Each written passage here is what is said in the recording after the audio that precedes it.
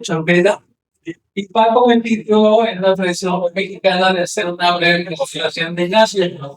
Yo le decía, bueno, lo que yo sé de Ignacio es aquel artículo con su colega David sobre la alerta la alerta de la contaminación genética de los maíces transgénicos que México importa desde hace muchos años de Estados Unidos y en donde los propios campesinos, fue aquí en el estado de Oaxaca, lo tomaban y lo sembraban. Entonces, esa alerta corresponde al trabajo que hizo Ignacio Chapela. Y ahorita viendo la biografía que se subió a la página de ERA, veo que también tiene un trabajo muy interesante sobre la relación simbiótica entre las hormigas que consumen follaje de árboles y los hongos, y digamos, una especie de hongos en donde se establece una relación, pues quizá de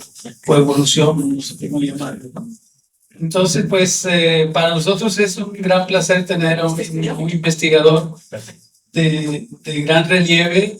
Ignacio Chapela es profesor en la Universidad de Berkeley, en California, y ha sabido guardar también una buenísima relación con su país de origen. Pues bienvenido, Ignacio, encantado de tenerte aquí con nosotros. Muchas gracias. ¿Se puede así? ¿Me oyen? Sí. Y si les parece, me levanto y no estoy sentado también. Sí, mejor. Así se oye mejor. Y bueno, llevo 30 horas desde que salí, un poquito más de 30 desde que salí de mi casa en California, y todo ese tiempo, que además me estoy medio mareado, llevo pensando por qué. ¿Y por qué me dieron este lugar privilegiado y el lugar privilegiado en el programa? ¿Qué tengo yo que decir? Que la gente de esta mañana, por ejemplo, ya no hayan dicho. Porque, de verdad, en cuanto a las cosas que valen la pena, lo que importa del maíz, yo creo que yo sí soy la persona más ignorante en este espacio. Entonces me pregunto por qué. Y creo que sí tengo algunas respuestas. Creo que las respuestas son muy temporales y lo que me gustaría es poder establecer una conversación, porque tenemos una hora entera. Los temas son importantes, aunque se supone que estamos hablando solamente de una cosa, que es los transgénicos. Todos sabemos que eso abre una puerta muy grande a una serie de problemas y de situaciones muy importantes también. Entonces, creo que sí tengo algo que ofrecer.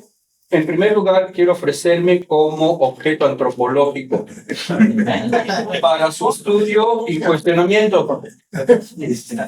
Vengo de un lugar en donde en mi universidad ha hecho cosas así pequeñitas como la bomba nuclear, el proyecto Manhattan, y todavía nos dedicamos a las armas de extinción masiva. Pero al principio nos dedicamos, o se dedicaron, a exterminar a la gente que vivía ahí.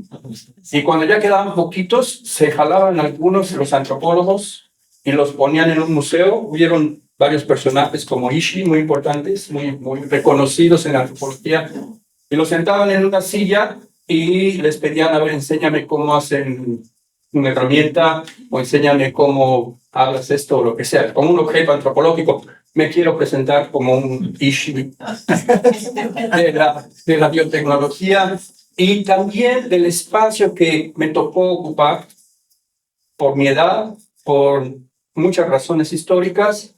Me tocó ocupar un espacio muy extraño entre aguas, entre el mundo angloparlante, germanoparlante. Viví en Suiza por un tiempo, he vivido en Noruega por otro tiempo, pero siempre no puedo dejar de seguir la política, no puedo dejar de seguir interesado y inmiscuirme en las dinámicas no solo de la agroecología o del campo, sino también de otros temas. En la biología, que es lo que estudié en la UNAM. Esa historia incluye cosas como ver el nacimiento de lo que se convertiría en la biotecnología desde dentro de la industria cuando vivía en Suiza.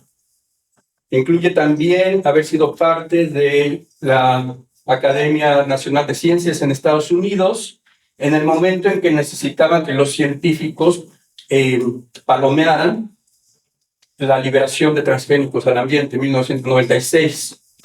Y me llamaron porque sabían que si yo lo palomeaba, que si yo le ponía el sello, pues ya podían decir que yo lo había hecho. También mi historia incluye, pues, yo fui a la UNAM cuando apenas estaba empezando a generar una discusión que ahora parece muy sencilla, pero es muy, muy distractora, que es la discusión sobre el ADN, el papel del ADN en la biología. Y si uno puede hablar de ADN, ya es como que hablamos de Dios. Y entonces ese genocentrismo, que es muy parecido al geocentrismo que existía antes, ese genocentrismo es algo que me tocó a mí también ver desarrollado. Entonces ese es el objeto antropológico para ustedes, que ojalá puedan cuestionar. Quisiera hacer un recuento muy rápido del trabajo que se desarrolló primero yo nada más como invitado de vez en cuando, pero eventualmente como miembro de ERA por un tiempo. Ya no sé si soy oficialmente ERA o no, creo que oficialmente no lo soy. Ya yo era puedo hacer mi solicitud, se pago. Que nos lleva al año, Yolanda, ayúdame, pero 1990. Yo creo que en 90 es cuando cuando yo empecé a visitar, me llamaron los de ERA, porque lo que no he dicho es que mi entrenamiento oficial es en la micología, los hongos. Los hongos son interesantes porque son una ventana visible, un hongo que se puede comer, es una ventana visible al mundo de lo invisible, de lo microbiano.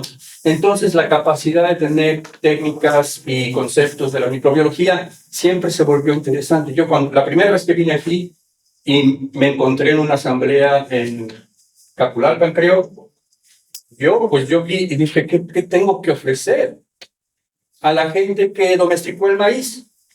Los que lo inventaron. ¿Quién lo inventó? ¿Quién inventó a quién? No lo sé. El maíz inventó a la gente, pero la gente el maíz no lo sé. Pero, ¿qué tengo yo que decirles? O los que saben que están manejando bosques de una manera extraordinaria, saben tanto de animales, etc. No tengo nada que ofrecer, excepto la capacidad de entender un poquito lo que pasa más allá del microscopio, digamos, ¿no? Entonces, a través de eso, me mandaron llamar para el Matsutake. Había gente buscando Matsutake en los bosques, veo que todo el mundo sabe de ese tema, y dijeron, ¿conocen a alguien que sepa o por qué están pagando tanto dinero? ¿Para qué lo usan? ¿Qué podemos hacer? Y ahí fue donde empezamos la relación. Entonces, es un círculo, como alguien dijo previamente, un círculo bastante amplio. Para mí empieza en los 90s, de relación técnica, pero también de relación de desarrollo. Y debo simplemente agradecer Yolanda, Paco, ERA y toda la gente que está ahí, porque para mí esta relación y el trabajo en Oaxaca ha sido la mayor educación y el mayor lugar de desarrollo intelectual, conceptual para mí. He aprendido muchísimo. Entonces, gracias, felicidades por los 40 y felicidades a todos por estar aquí. Como decían antes, es un reto. Quisiera entonces hablar un poquito sobre el tema del descubrimiento, pero también lo que pasa después de los transgénicos. Oaxaca es el epicentro de una transformación a nivel de verdad internacional.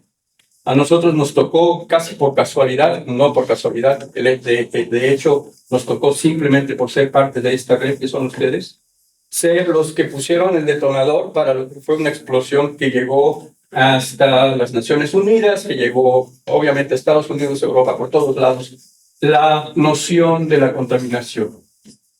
El hecho de que, sobre todo de Estados Unidos, se estaban liberando unas formas de vida que antes no habían existido, los transgénicos, y que obviamente no había control sobre ellos. Cuando estuve trabajando con la Academia de Ciencias, nos dimos cuenta en el comité que simplemente de lo que se trataba era de remover, de quitar la necesidad de cuestionar, de decir cuáles son las consecuencias. He vivido los últimos 30 años, desde 96, en lo que se llama el Silicon Valley, que es de donde sale mucho de la biotecnología, también la tecnología de estos aparatitos, etcétera, ¿no? Y ahí he aprendido algo interesante que creo que es difícil de entender desde la perspectiva de aquí. Para ellos el riesgo no es algo que se debe de evitar. El riesgo es una oportunidad de negocio.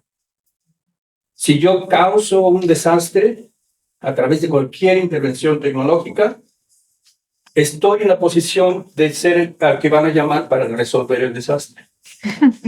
Entonces hago negocio causando el desastre y hago negocio prometiendo que voy a resolver el desastre. ¿Perdón? El chirrión y el palito. El chirrión y el palito. Por favor, interrumpan, por favor. De verdad que sí me interesa mucho que sea una conversación. Y tengo marcado que no debo de hablar más allá de los próximos 12 minutos. 12, sí, para que podamos conversar. Yo voy a seguir sacando hebra, pero sí me interesa mucho que podamos conversar. Ayer estaba yo en California. ¿Qué carajo sé de lo que está pasando aquí? Nada. Y necesito que ustedes estén relacionados con eso. O que me indiquen para dónde llevar la conversación. El riesgo como una oportunidad de negocio explica mucho de lo que estaba pasando y de lo que sigue pasando ahora. No solo con los transgénicos, sino con muchas otras tecnologías. La diferencia entre estas maquinitas que traemos esa, que yo no tengo una de estas, pero sí, la diferencia entre estas maquinitas y los transgénicos es que estas funcionan. A veces, casi siempre, son bastante buenas. ¿Perdón? Si les echas crédito. Si les echas crédito. Ya, el negocio está ahí, pero algo sacas, funciona, más o menos hace lo que te prometen que va a hacer. En biología, a pesar de que han intentado hacerlo, no existe un equivalente. La idea de que pudiéramos mezclar formas de vida, bacterias con maíz, humanos con maíz, pescados con jitomates, esa idea es una idea muy antigua. Nos podemos ir a la ciencia ficción del siglo XVIII, por ejemplo, y hay muchísimas descripciones de eso, pero ya como un programa de desarrollo tecnológico es tan antiguo como, por ejemplo, el programa de desarrollo tecnológico. De hecho, al mismo tiempo, el programa de desarrollo tecnológico de la producción de energía nuclear y de la bomba nuclear. Es en la misma carta que Frank Delano Roosevelt, firma diciendo, sí, vamos a hacer esto. En esa misma carta en la que él dice, vamos a desarrollar la bomba nuclear, en esa misma carta dice, vamos a desarrollar, no lo llamaban transgénicos, pero decían, vamos a encontrar el átomo de la vida, el gen que ahora llamamos, en esa muy equivocada muy equivocado genocentrismo que tenemos, vamos a encontrar el átomo de la vida y lo vamos a manipular de la misma manera que encontramos el átomo de la materia para manipularlo de la misma manera. Entonces estos dos programas han ido avanzando al mismo tiempo, pero el desarrollo de la computadora personal tardó más o menos 30 años, el desarrollo de la bomba atómica tardó también más o menos 30 años. Los transgénicos cumplieron 50 años en 2022, medio siglo, y todavía no tienen otra cosa que mostrar que la resistencia a herbicidas. Ya la resistencia a insectos ya ni siquiera hablan de ella porque es un desastre. La resistencia a herbicidas es un desastre también, pero más o menos funciona en la agricultura industrial. La producción de insulina, que pasó en 1973, y todavía ahora siguen diciendo, sí, va a funcionar, sí va a funcionar. No funciona. Primer mensaje que quiero pasar. Estamos hablando de vida, de seres vivos, y la manipulación de los seres vivos no se deja manipular o manejar de la misma manera que los materiales inherentes. Creo que eso es muy intuitivo para cualquier persona que trabaje con maíz o trabaje con cualquier ser vivo, pero nos venden la historia de que son diferentes y de que sí se pueden manipular. Que mañana o pasado mañana o en un año vamos a tener una cosa que siempre les encanta decir, es maíz que fija nitrógeno, maíz que produce vacunas, o plátano que produce vacunas, cualquier cosa que se les ocurre. La llevan diciendo medio siglo y sigue sin existir. Entonces es una cosa muy extraña de la que estamos hablando. Una intervención muy extraña, pero con consecuencias muy reales. La consecuencia más importante de los transgénicos. Bueno, digamos, vamos a ver, ¿qué es un transgénico? ¿Correcto? Un transgénico es una forma de vida que puedo yo poner una pieza de ADN de otra forma de vida en esta forma de vida, sin cruzarlos. Mucha gente dice es cruzar bacteria con maíz. No es cruzar, porque al cruzar existen un montón de mecanismos de coreografía genética que no permiten que yo tenga bebés con cualquier cosa, con un humano. Sí. En los 70 se empezó a saber que existe un precautorio, ¿no? Los filósofos y Claro. nosotros empezaron a decir, pero sí se puede manejar desde una perspectiva más responsable y responsable, el cuidado de prevenir el riesgo. Pero entonces eso es al revés, ya saben, pero sí era previsible, vamos a decir, a nivel de tecnología de época, ¿no? Los problemas que se podían prever antes de que se hiciera cualquier manipulación transgénica, todos se han demostrado reales. Se han demostrado en la realidad, todos esos problemas existen, y sin embargo, el principio precautorio que se debería de haber aplicado a cualquier intervención tecnológica, especialmente una intervención tecnológica que se reproduce. Hasta ahora los telefonitos estos no se han reproduciendo lo que quieren, pero los transgénicos sí. Ese principio precautorio se tiró a la basura y se reemplazó, vamos a llamarlo el principio Silicon Valley, en el cual el riesgo es una oportunidad de negocios. Business opportunity. Al producir un transgénico, tengo una forma de vida con una pieza de ADN insertada que supuestamente va a ser algo fantástico, maravilloso. Si esta forma de vida fuera un perro y le meto una pieza de ADN que le llamo un gen para alas, pues voy a hacer un perro volador. Esa es la idea. Hay un gato. O un gato volador. No funciona. No funciona.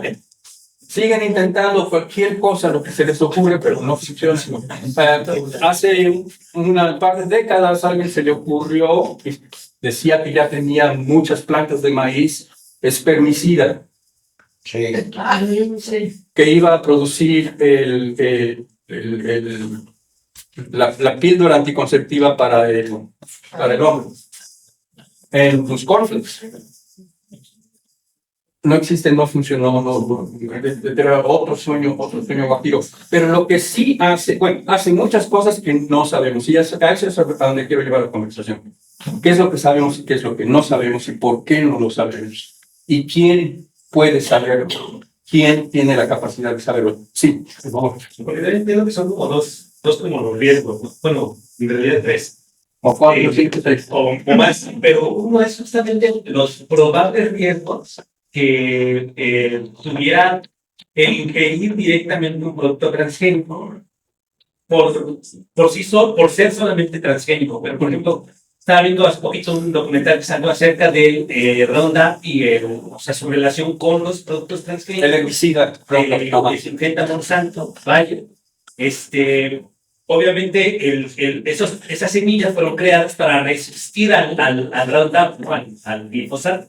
Entonces, otra vía. Y por el otro lado, las consecuencias culturales y alimenticias o sea, que tendría que ver en el caso por ejemplo, del Roundup y de la soja. O sea, lo que pasó ahí es que a los campesinos les dejaron les llegaban demandas porque, o sea, un campesino que nunca compró la semilla de Syngenta Monsanto, de repente por cruce, se le contaminaron su parcela Exacto. y al rato tenía ahí montones de abogados reclamándole el uso indebido de las semillas, ¿no? Exacto, gracias. Pero en el caso del maíz, ¿no? Es como espantoso. Estás haciendo resaltar exactamente los campos diferentes de riesgo y de preocupación que podríamos dedicarnos una hora a cada uno. Y el último que mencionaste es el que a mí me parece más importante en esta conversación, pero díganme si es verdad o no. El hecho de que esta pieza de ADN insertada en esta forma de vida, digamos el perro, lo que sea, el maíz, nos da lo que yo llamo un hierro molecular. El hierro que pone uno en el ganado, una marca para que demuestra propiedad. Esta es mi vaca. La diferencia es que la vaca da a luz a un becerro y el becerro no lleva la marca. En cambio, con los transgénicos, la marca se pasa de generación en generación. Tiene trazo. Tiene traza y dado que tenemos gobiernos y instituciones internacionales que favorecen lo que le llaman propiedad intelectual, derechos de propiedad intelectual, por ejemplo, el UPOV, las de variedades de plantas, es un acuerdo internacional a nivel Naciones Unidas. Dado que tenemos eso, se va a priorizar el derecho de propiedad de alguien que pusiera esa marca o ese hierro sobre cualquier otro trabajo. La gente que lleva 9.000 años mejorando el maíz, ese trabajo no se reconoce en el momento en que esa planta de maíz lleva el hierro molecular. Sí, bueno, en esta cuestión de curiosidad antropológica, bueno, por lo que tengo entendido en Berkeley, pues también ha habido por esa parte de avance biotecnológico, pero al mismo tiempo también gente impulsora de la ecología. ¿Cómo se han dado estos debates pues, conceptuales e ideológicos al interior de la institución?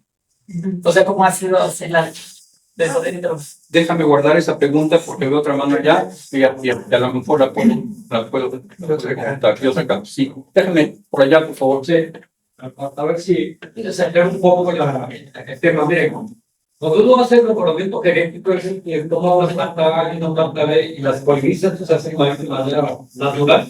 Mismo los insectos, el viento, se cruza información genética. Ese ADN del padre y de la madre se puso en todo el individuo y de la empresa. ¿Qué ha sido la ingeniería genética? Basada en esta tecnología, en lugar que llegamos a nivel, tomo un fragmento de ADN de un organismo, en este caso, así es más rodillos, lo inserto en el ADN del maíz y lo reproduzco. Lo que usted dice, ese sello, esa manera de ya está en una empresa justamente porque esa parte del ADN viene ya en una etiqueta. Que la etiqueta molecularmente y todos los documentos ya muy desarrollados en el laboratorio. ¿No? Se puede decir esta planta es modificada y esta no. El problema que yo veo es que no es tanto la tecnología, ¿no? Y lo quiero aclarar, no lo satanicemos. Toda tecnología tiene sus ventajas y desventajas. ¿Dónde está el problema? Que nosotros debemos desde hace mucho tiempo en México crear un Comité Nacional de Bioseguridad que se lo había enfocado por así, y no lo hizo, lo hicieron de empresas medias, donde estuvieron representados todos los organismos, las instituciones educativas, el INIFAP y todos. ¿Por qué? Porque hay reglas a nivel internacional que no se están aplicando. En el caso del maíz, por ejemplo, hay una ley nacional que prohíbe que se cultive maíz en México, porque México es el centro del maíz. Y el maíz transgénico, no me refiero al maíz transgénico, está ya viendo modificado, ¿no? Eso pasa con el frijol, con el cacao, etc. Hay reglas y los países las respetan. El problema es que en México no se respetó. De hecho, se creó un comité de bioseguridad que valió participar todos. El problema acá, ¿cuál es el problema? Que aparte de lo que usted señalaba de masa, ¿no? Yo creo que acá cuando nos metemos a hablar de las genéticas, de las poblaciones, ¿en qué es el problema? Ese gen BT, si produjo la planta, se modifica, se empieza a reproducir de manera natural para todos los maíces y al rato todas las plantas van a tener ese gen. Ahora, no sabemos qué impacto puede tener a nivel de biología de las poblaciones, yo creo que fue que estudiar qué pasa, va a haber modificaciones, van a haber alteraciones para el producto que nosotros consumamos. Esto que usted no lo sabemos, es un tipo de razón que estamos haciendo. El problema es que ya está pasando ahora. ¿Qué hacemos? Y no lo estamos viendo. No tenemos la infraestructura para poder ni siquiera detectar en dónde están. No, Ellos sí. Aquí está, siempre está. Es muy fácil hacerlo, la PCB es muy fácil de hacer, pero no existe la voluntad. Quisiera corregir un poco porque el Comité de Bioseguridad sí existía en México cuando nosotros demostramos que existían transgénicos aquí, en la Sierra Norte de Oaxaca. Debo decir, nosotros incluye a la USACHI, porque ellos fueron los que montaron el laboratorio, fueron los que entrenaron gente. Nosotros estábamos simplemente dando capacidad técnica, pero la voluntad política y la voluntad cultural de hacerlo solamente se pudo dar por la intervención o porque se estaba dando en el contexto de las organizaciones agroforestales indígenas. Cuando hablábamos y quiero regresar a tu pregunta, Estás hablando de ese gen producido en Sí. el maíz. ¿Qué tan sencillo es que ese gen contamine a nuestros maíces? ¿Qué tan fácil es? Porque el maíz es una planta de polinización libre. Si coinciden las épocas de los órganos masculinos de este transgénico con la de la maduración de los órganos femeninos de nuestros maíces, Sí. ¿qué tan fácil o qué tan complicado? Voy a dar respuesta rápida a esta pregunta porque es simplemente una respuesta técnica, es una cuestión técnica, ¿no? Es peligroso hablar de decir, este es un gen que estoy poniendo aquí, como si fuera una unidad bien delimitada. No es así como funciona. Por eso yo digo un pedazo de ADN, porque este pedazo de ADN, digamos, el que sacaron del Bacillus thuringiensis, tiene que estar asociado con otras piezas de ADN que hacen todo el cassette, se llama un cassette genético, digamos, lo hace mucho más promiscuo que cualquier otra pieza de ADN. De manera, si no, esa pieza de ADN, intenten por favor sacar ADN de una planta y que escupirla a una persona y que empiecen a salir flores. No, así no funciona. El ADN de la planta no quiere vivir dentro del ADN, del núcleo de una célula humana, a menos de que se le pongan vectores y otro tipo de ADN que viene de bacterias, por ejemplo, que lo hacen promiscuo. Quiere decir que en cuanto encuentre la posibilidad, se va a insertar y se va a reproducir más de lo normal. Entonces, la probabilidad de que se transmita no solo es la misma probabilidad de cualquier pieza de ADN nativa del maíz, sino es más alta. Más alta. Más alta. Pero en esa perspectiva, entonces, pretender que ponerle el hierro de una fracción de ADN a un sujeto viviente es como desmesurado desde el punto de vista jurídico-político, porque entra en un flujo de ADN que, aun si esa semilla entra al flujo natural de ir a una siembra y de ir desparramarse vía la polinización, ya se pierde no solo el rastro directo No tiene sentido biológico, no tiene sentido de legal, evolución. pero tiene sentido político, como ya decía. Hay una política de entrar en el espacio de riesgo para meternos en la salsa del business y establecer propiedad privada sobre algo que era colectivo, sin que no se podía apropiar, ahora se puede apropiar. Los economistas en este espacio saben que ese es un juego.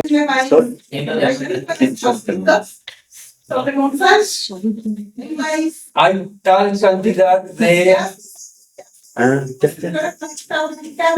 ¿De quién es ese maíz? ¿Quién es el dueño de la población? Claro. La Y no importa, como decía el compañero allá, no importa cómo llegó, por cruzamiento, por el aire, por los insectos, por el agua, por lo que sea. A mí no me importa, tú tienes esta mazorca de maíz, trae mi hierro molecular, me pagas. A ver, que creo que había otra mano. Un poco respecto a eso, entonces, a ver si estoy entendiendo bien, entonces resulta que desde nuestra perspectiva, de México y de nuestro país. ¿Cuál México? Nuestro, nuestro país, del país de los países mexicanos, es más grave esta situación de propiedad intelectual por la narca que los posibles daños a la salud que pudieran generar. ¿Cómo comparamos horror con horror? Yo creo que he aprendido, estoy suficientemente viejo para no caer en la trampa de comparar horror con horror.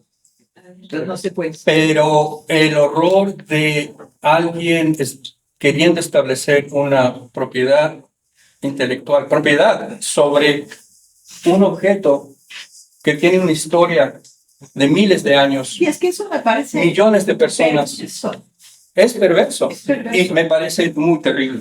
Es que- Pero el hecho de que pueda causar efectos ambientales, efectos de salud, etcétera, es también horrible y perverso. Es que me parece Lo siento, no muy puedo ser curioso neutral aquí. que en entonces. todas las discusiones públicas en contra de los transgénicos no hablan de esto. No, No, hablan de los daños a la salud, de los daños al ambiente, pero no de esto que es una perversidad económica terrible. y una intervención Y eso cultural no se más que médica. Sí. Sí. No sé. Veo dos aspectos que quisiera oírte. Uno, ¿cómo vamos detectando para detener esa pandemia transgénica sobre nuestros maíces? Eso es lo primero, que todos los que estamos aquí y todos con los que trabajamos sepamos cómo lo detectamos y entonces, si conocemos el asunto, vamos a hacer el intento de frenarlo. Esa es una cuestión precautoria defensiva. La otra, ¿en qué momento y cómo podemos pasar a la ofensiva contra esos desgraciados y meter una demanda porque están fregando a nuestros materiales nativos, están perjudicando nuestra cultura, la base de nuestra alimentación, de nuestra esencia como mexicanos, que son los maíces nativos, y les están metiendo una chingadera ahí en medio que no la queremos? ¿Es posible eso o esto es una quimera? No, no es una quimera. Debo decir, no es una quimera. Hablemos de eso. A su primera precisamente sobre el mes pasado, estuvimos con nuestros en las cámaras. Hay iniciativas que empezaron en ese sentido, que un grupo se reunieron con el grupo Vicente Guerrero porque ahora están haciendo otra evaluación. Ya tienen la ley de protección de semillas nativas. Están haciendo una evaluación para saber si la gente quiere y qué es lo que hay.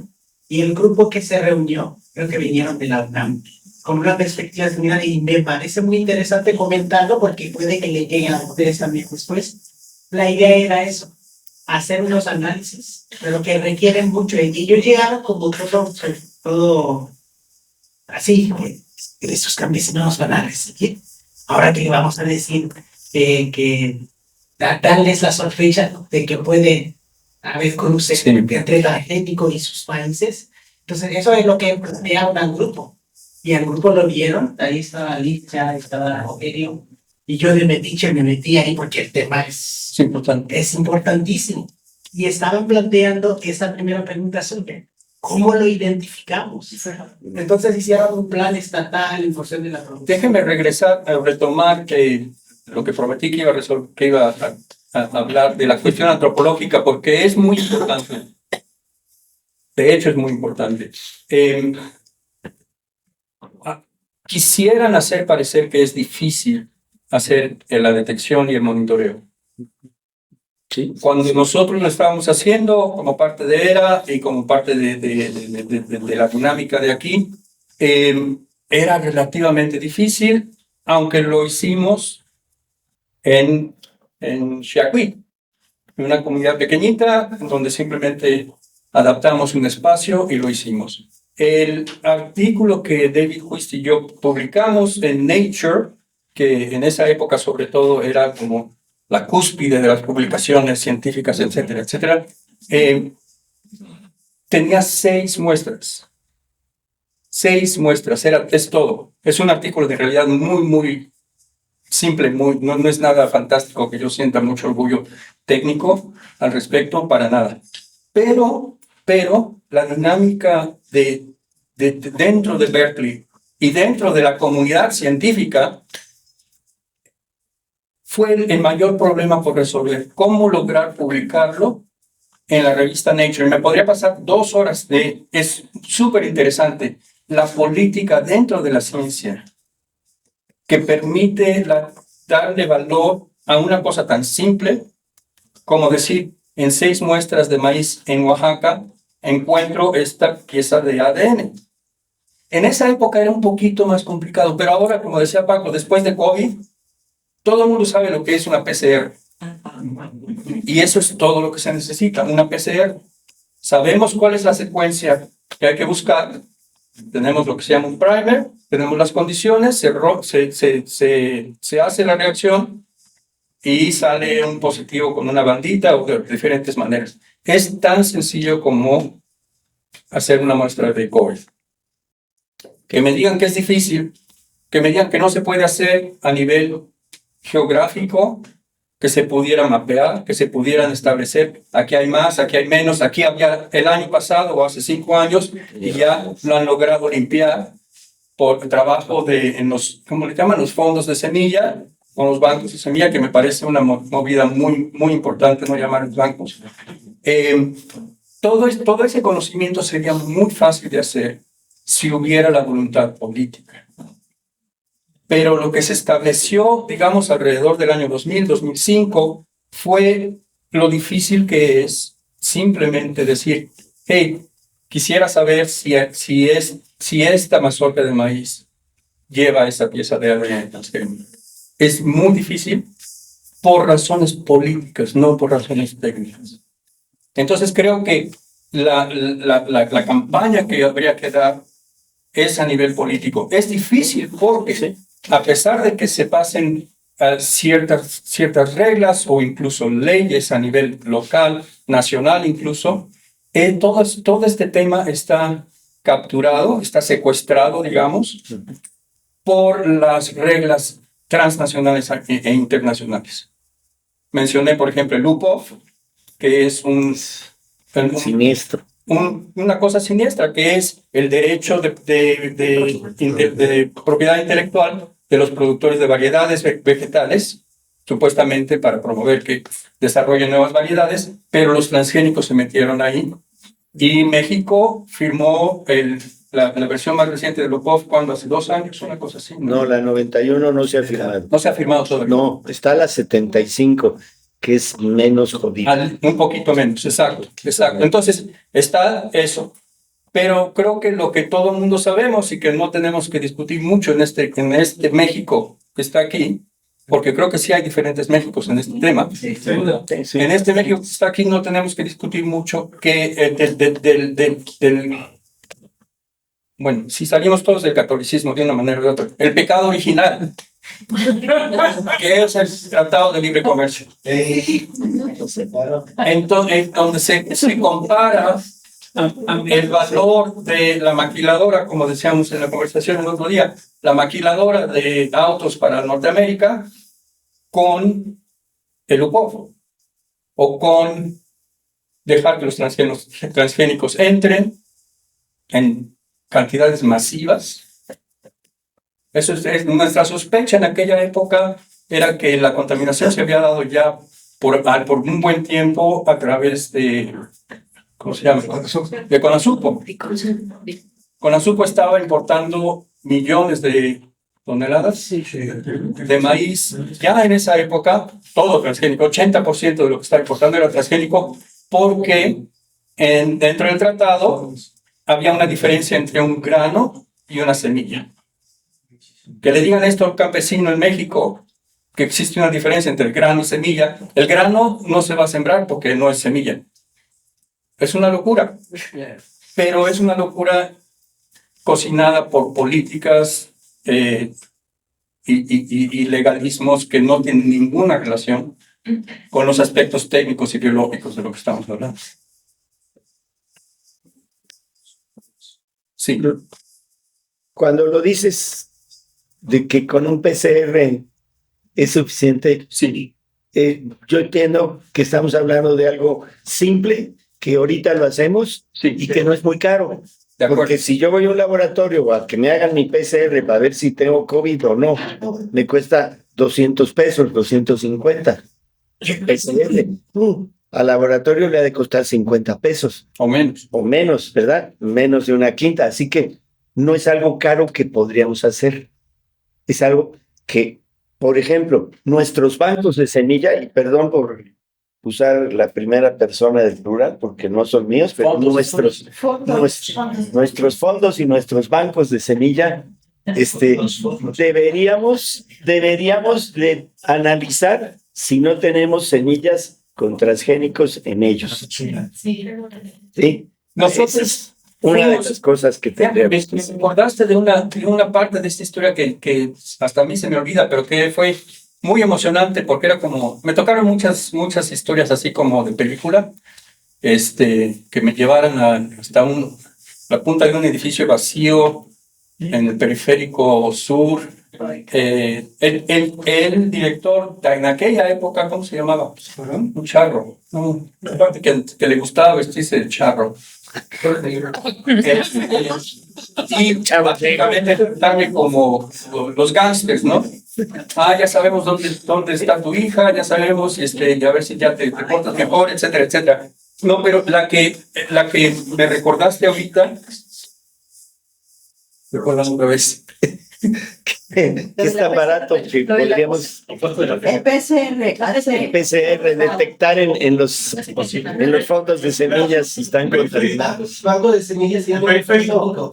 No, es que el periférico me distrajo. Era una muy, a ver, a lo mejor se me ocurre otra vez, es una muy buena historia que tenía relación. Pero debo decir otra historia interesante. Después de lo que pasó, después de darnos cuenta, cuando estábamos hablando con las asambleas, que llevamos, ¿cuánto? 2, 3 años de simplemente estar en las asambleas, de estar platicando, digamos, en asamblea sobre lo que son los transgénicos, y la gente empezaba a preguntar, bueno, pero ¿cómo vamos a ver que llegaron los transgénicos? Pues no lo vas a ver. Entonces, ¿las plantas se van a ver igual? Pues sí, probablemente se van a ver exactamente igual. Bueno, pero alguien nos va a decir que llegaron, ¿no? Pues ¿quién les va a decir? ¿La compañía que lo produjo, que es la que sabe mejor, que sabría mejor cómo hacerlo? No. ¿El gobierno de México? ¿La UNAM? ¿O las instituciones académicas? Ahí es donde se les prendió el foco y dijeron, pues que tenemos que tener capacidad propia, porque nosotros somos los únicos que estamos interesados en saber. Claro. Porque en el momento en que encontremos, es nuestro interés. Todos los demás tienen interés de que no se sepa. Hay una tendencia diferente en el ámbito global, digamos, mundial, que representa, diría yo, Vandana Shiva y lo que está pasando en la India de alguna manera con una posición inversa a esta de respetar las patentes. Lo que ella dice es que los hombres de semilla, todo este patrimonio de miles de años campesino que ha generado muchas semillas valiosas para la humanidad, y que incluso se han socializado de manera muy libre, horizontal, en fin, a lo largo de milenios campesinos, no tiene por qué ser sometida a este régimen de patentes. Claro. Es una tendencia que existe. Es una tendencia. Y la pregunta es, ¿hay algo así como cierta perspectiva optimista de que esa tendencia gane terreno en el ámbito general? Absolutamente. Que influya esta batalla por el... Absolutamente. Quedan 5 minutos y 4, y necesito llegar a este punto en el cual que la única imagen que hubiera querido proyectar es una imagen de un artículo de la semana pasada de revisión de todo lo que está pasando en el mundo de resistencia a esta situación. India tiene un capítulo entero de todas las cosas que se están haciendo de resistencia que viene de abajo, no de arriba, no de las instituciones normales, sino de la gente que obviamente se indigna, que tiene mucho que perder y que no quiere que pase, y empiezan a organizar.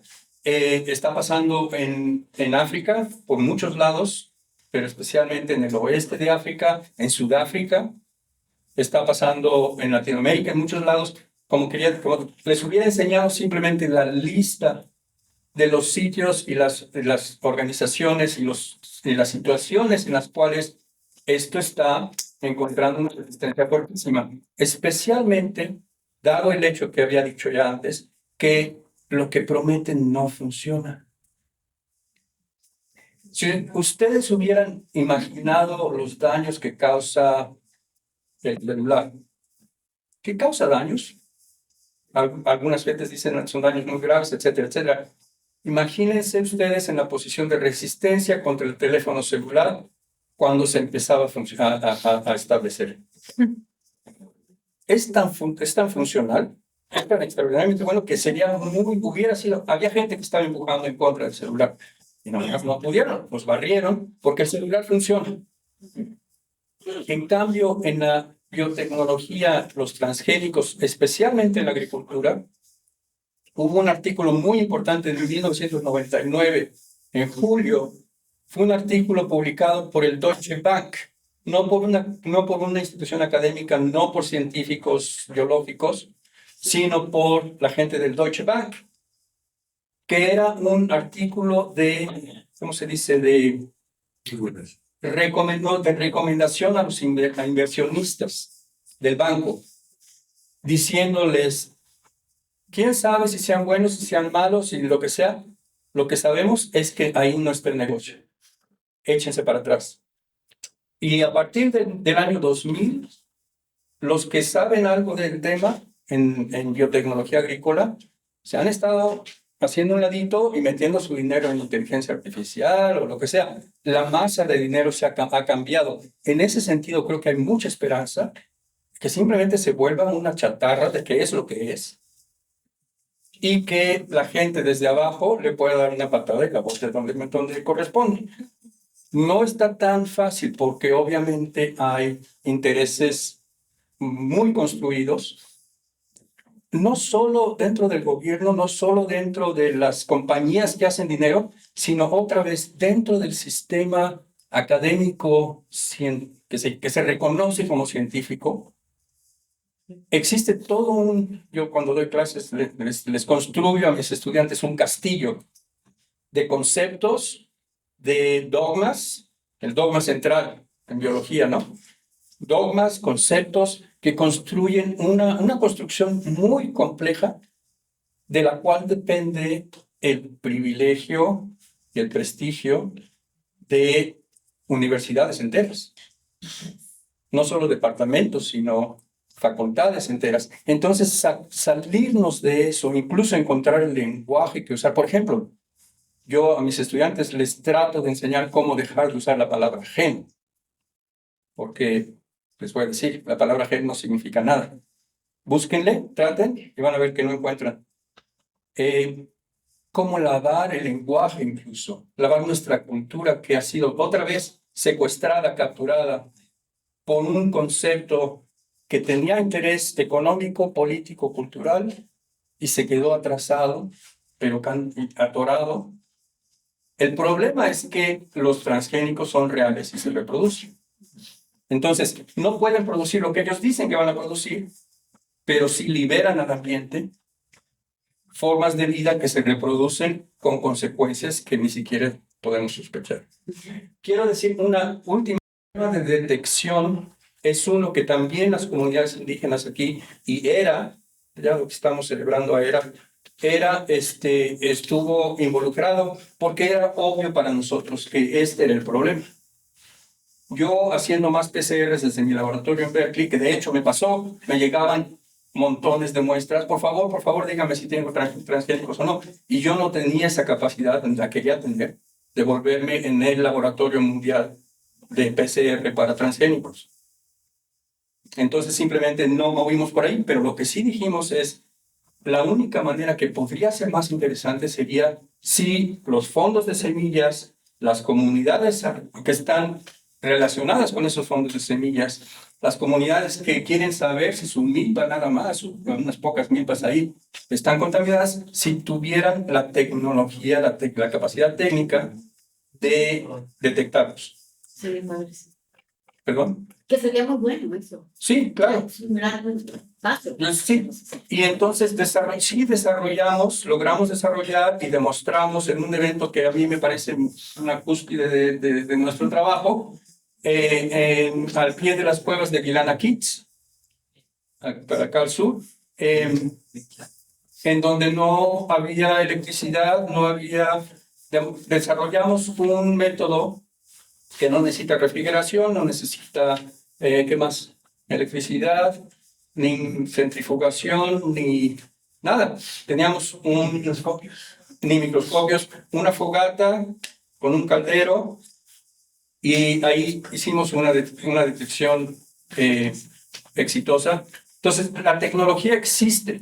El problema, otra vez, se volvió político, en que, al parecer, una persona que estaba presente en ese evento, que yo invité de hecho, resulta tener demasiado poder y haber estado interesada en capturar ese tema, y le puso la puntilla, y desde entonces no hemos trabajado en ese tema. Pero la tecnología salió, existe. Ah, ya está el gobierno. Ya está en el gobierno. Ya no está de gobierno. En fin, no se trata de nombrar demasiados nombres, simplemente de decir que se puede hacer. ¿Perdón? Que nos enseñe, ¿no? Claro. Que no podemos terminar esa conversación sin esto. Ok. Ahora que detectamos que ya estamos en la impresión, que ya llegaron y cruzaron. Los marcianos llegaron ya. ¿Qué es lo que hay que hacer? O sea, ¿cómo acabamos con toda esa producción? Imagínense que ya no sabemos desde cuándo lo tenemos. O sea, cada parcela no lo puede rastrear en ese sentido. Y a lo mejor viene del vecino y otro vecino así va cruzando. Entonces, ni sabemos si los bancos que tenemos, por ejemplo, en el caso de ustedes, que es rotatorio, cada cierto tiempo lo van sacando la semilla y la venden. Ya me acordé de la historia. Ya me acordé de la historia. Gracias. Sí. Porque obviamente sales de esta historia de aquí de la Sierra Norte, de publicar ese artículo, dices, ya demostramos que existe. Es muy obvio. Vamos a ¿cómo se llama? El banco de maíz. Al CIMIT. Vamos a llamar al CIMIT y decir, hey, tenemos esto, y les ofrecemos la grandiosa posibilidad. Bueno, son científicos, ¿no? Les interesa la iluminación y saber, y verdad, Vendedores. todas esas cosas. Wow. Yo no me lo esperaba, ¿eh? No me esperaba la respuesta. Fue increíble la oposición. Pues claro. Logramos, porque en esa época la gente en poder dentro del mundo ambiental, biológico y hasta más allá dentro del gobierno de México, como que querían darnos por nuestro lado. Y entonces logramos, se me olvidan los nombres, creo que se me borran los nombres voluntariamente, sí, mejor que se olviden.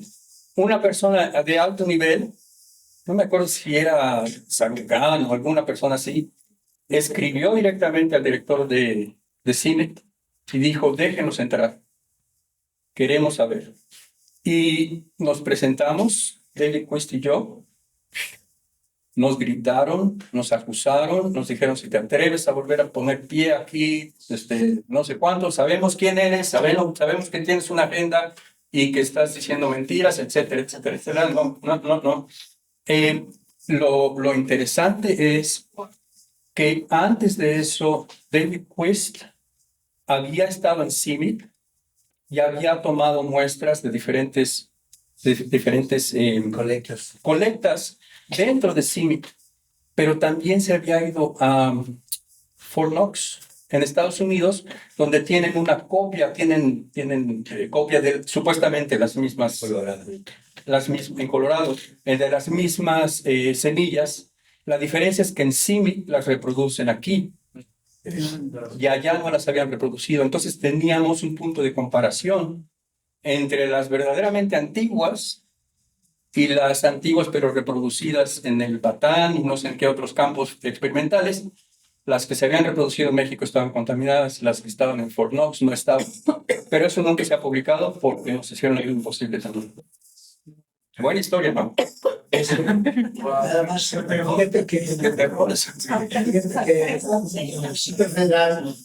hay una institución que se llama Corena, que es la Comisión de Recursos Renovables Naturales, y entonces empezaron a hacer colectas en el área de conservación que tiene agricultura. Se hicieron como 150 colectas de estas áreas. Y se puso una máquina de PCR y las semillas que están en el banco están libres de transgénicos. Solamente hubo una que se defectó que no. Y eso es lo que tiene que comentar. Y la otra cosa es de que ya sabemos que un dogma pues es la aceptación de una verdad revelada sin discusión. Sin discusión. Y entonces, no sé, aquí decir gen es un dogma. Decir gen, desde mi punto de vista, nos tendríamos que pasar varias horas hablando de esto, pero desde mi punto de vista, al usar esa palabra, ya estamos aceptando todo un complejo que incluye muchos dogmas, muchas hipótesis no probadas y muchos errores que no incluyen. Por ejemplo, lo que los compañeros estaban hablando hoy en la mañana de la adaptación a la helada. Creo que hubo una referencia al maíz adaptándose a la helada. Que ahora sabemos que hay mecanismos para tener influencia del ambiente en el material hereditario. Alguno de ese material hereditario es ADN, pero hay otros materiales que no son ADN que son hereditarios también. Pero todo eso se borra en el momento en que decimos lo único que somos genes, somos robots. Eso es lo que decía Richard Dawkins, ¿no? Somos robots manejados por nuestros genes. Los genes tienen un código. ¿Cuántas veces han usado ustedes la palabra código también?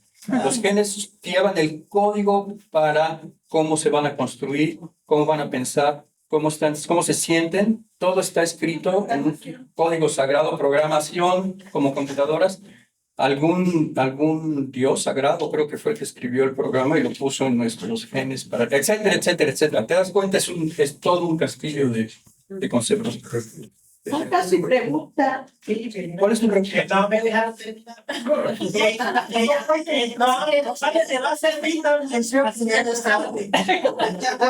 Es que tuve que hacer el rastreo del peligro que lleva ir actualizando fondos así, porque cada rato van sacando las semillas. Claro. O sea, es simplemente para ponerle el grado de peligro que es. ¿Y qué hacemos? ¿Qué hacemos en el sentido de ya está contaminado? Si está contaminado, ¿qué hacemos con esa que está contaminado? Yo te dije que... Y frenarlo para sembrar nuevas que... Yo te dije que yo soy el que menos sabe sobre ese tema.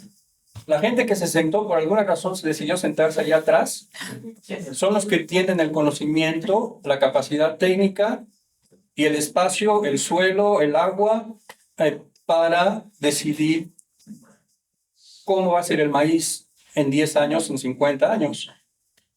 Yo solo tengo capacidad técnica para decirte está o no está. Creo que es un buen punto para empezar. Sí.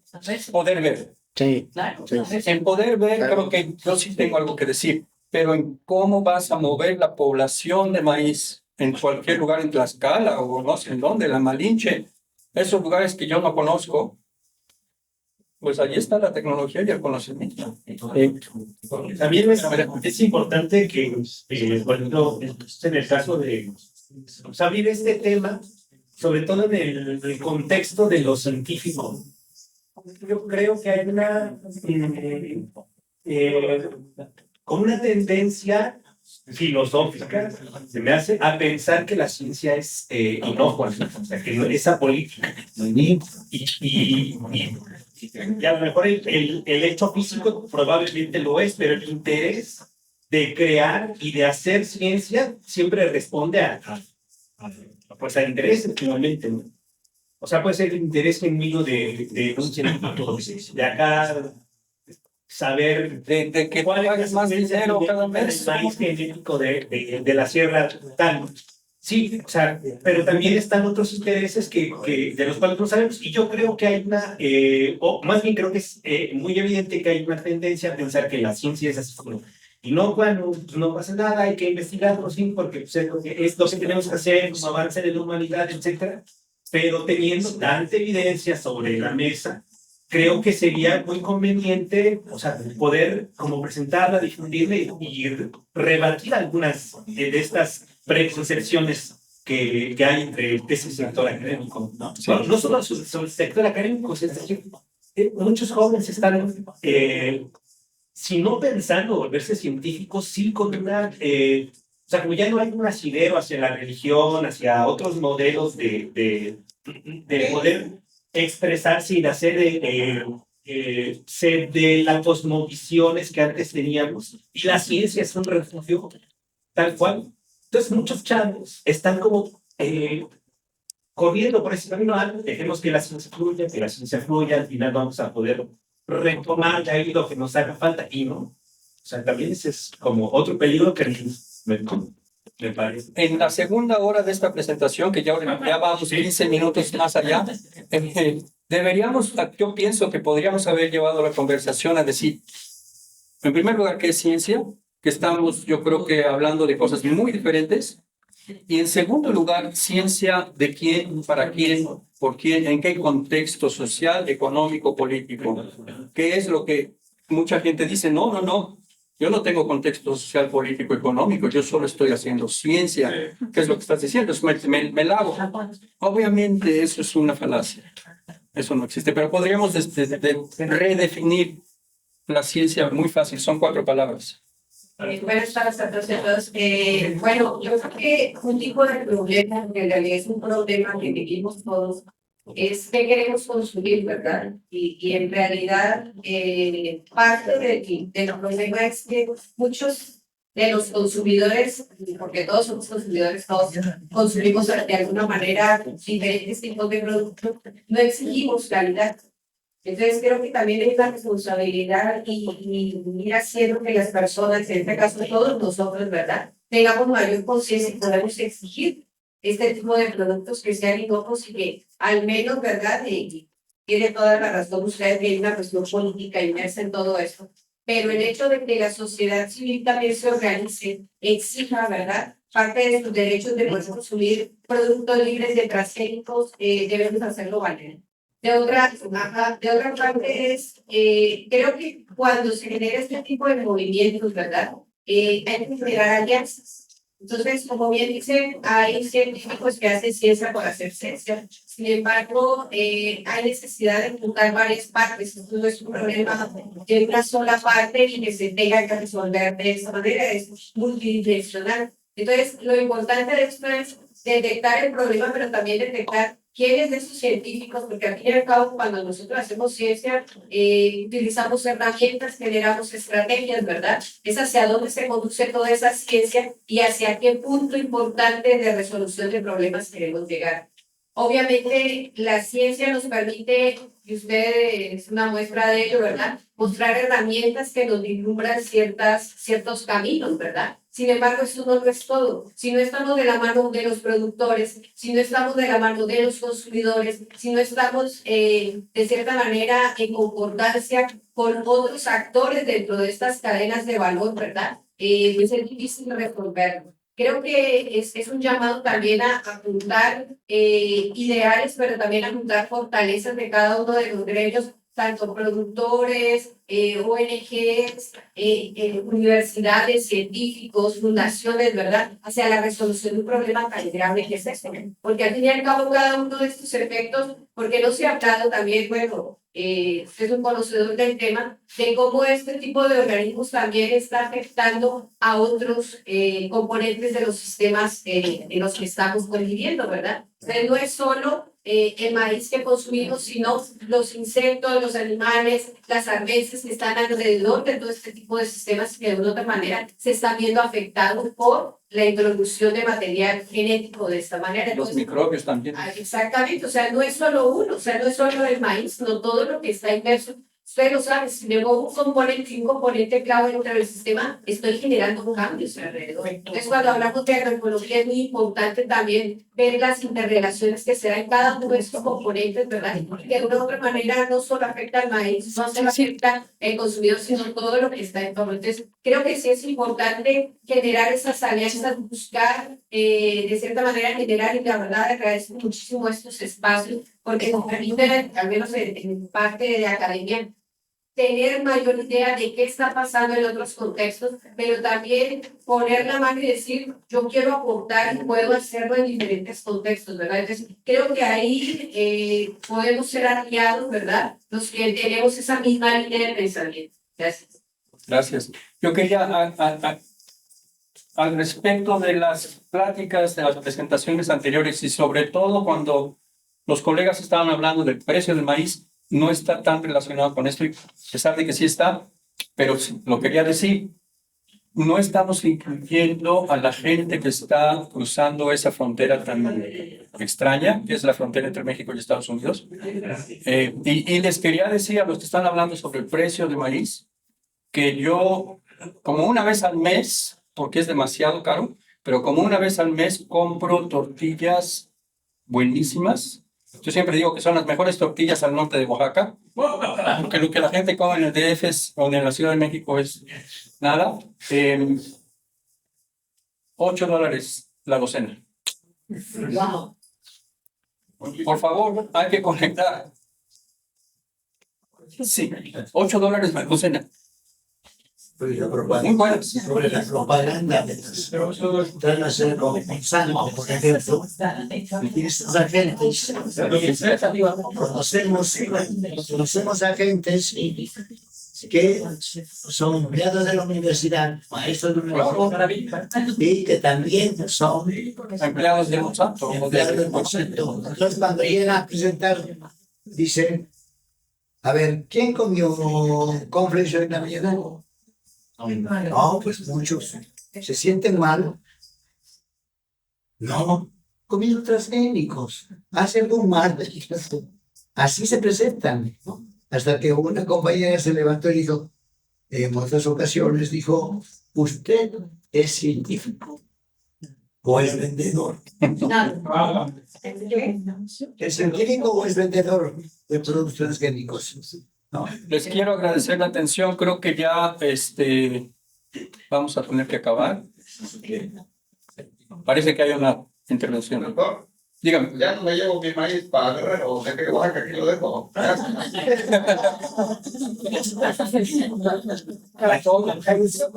A ver, muy rápido un comentario.